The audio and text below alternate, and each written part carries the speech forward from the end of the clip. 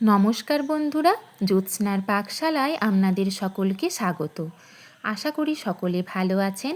আজ আমি আপনাদেরকে দেখাবো নিরামিষ সাবুর পোলাওয়ের রেসিপি। নিরামিষ সাবুর পোলাও বানানোর জন্য আমি একটা বোল নিয়ে নিয়েছি। এখন 1 কাপ বড় দানার সাবু ওই বোলের মধ্যে দিয়ে দেব। সাবুর গায়ে স্টার্চ লেগে থাকে, সেটা যাতে না লেগে থাকে সেই জন্য 3 থেকে 4 বার জল পাল্টে খুব ভালো করে সাবুটাকে ধুয়ে নেব। সাবুটা আমার ধোয়া হয়ে গিয়েছে। সাবুর পোলাও বানানোর জন্য বড় দানার সাবু নেওয়াটা প্রয়োজন, তাহলে সাবুর পোলাও খুব ঝরঝরে হয়। 1 কাপ বড় দানার সাবুর জন্য আমি হাফ কাপ জল দিয়ে দেব। জল দিয়ে দেবার পরে আমি ঢাকা দিয়ে 1 ঘন্টা রেস্টে রেখে দেব। 1 ঘন্টার বেশি সাবুটা ভেজানো চলবে না, বেশিক্ষণ সাবুটা ভিজে গেলে সাবুর পোলাও ঝরঝরে হবে না। এখন 1 ঘন্টা পর ঢাকা খুলে দেখে নেব সাবুটা আমার ভিজে গিয়েছে কিনা। দেখুন সাবুটা আমার সমস্ত জল টেনে নিয়েছে এবং খুব সুন্দরভাবে ভেতর পর্যন্ত নরম হয়ে গিয়েছে। গ্যাস ওভেন জেলে আমি একটা কড়াই বসিয়ে দিয়েছি। কড়াই গরম হয়ে গেলে 2 চামচ রিফাইন তেল যোগ করেছি। তেলটা আমার খুব ভালো করে গরম হয়ে গিয়েছে। 10 থেকে 12টা কাজু বাদাম তেলের মধ্যে যোগ করব। 5 থেকে 7 সেকেন্ড কাজু বাদামটা একটু নাড়াচাড়া করে নেব।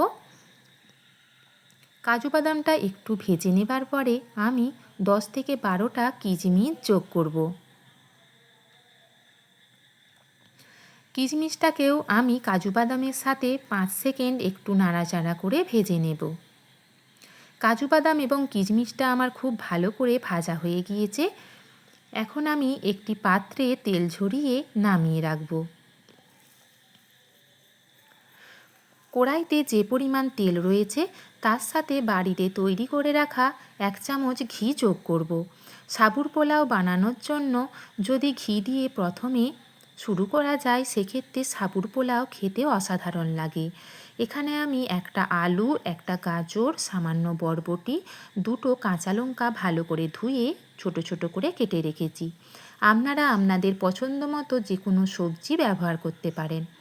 এখন আমি তেলের মধ্যে আলু, গাজর, বরবটি এবং কাঁচা লঙ্কাটা যোগ করব। সমস্ত সবজিগুলো দিয়ে দেবার পরে আমি পরিমাণ মতো নুন যোগ করব এবং খুব সামান্য পরিমাণে হলুদের গুঁড়ো দিয়ে দেব। নুন এবং হলুদের গুঁড়োটা দিয়ে দেবার পরে সমস্ত সবজির সাথে খুব ভালো করে মিশিয়ে নেব।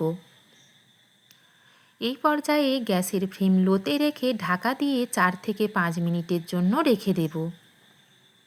5 মিনিট পর ঢাকা খুলে দেখে নেব আমার সমস্ত সবজিগুলো ভাজা হয়েছে কিনা।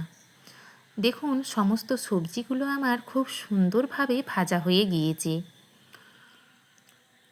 এখন একটা খুন্তির সাহায্যে 2-1টা সবজিকে কেটে দেখে নেব সবজিটা আমার সেদ্ধ হয়েছে কিনা।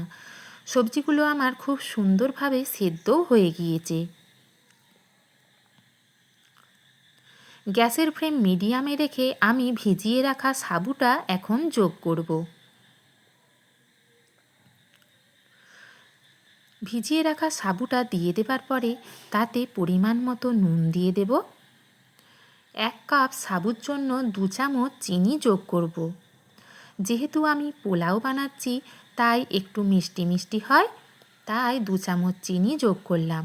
মিষ্টিটা আপনারা আপনাদের পছন্দ মতো বাড়িয়ে বা কমিয়ে নিতে পারেন। আর মিষ্টি যদি না পছন্দ করেন সেক্ষেত্রে স্কিপও করতে পারেন। নুন এবং চিনিটাকে সাবুর সাথে খুব সুন্দরভাবে মিশিয়ে নিয়েছি।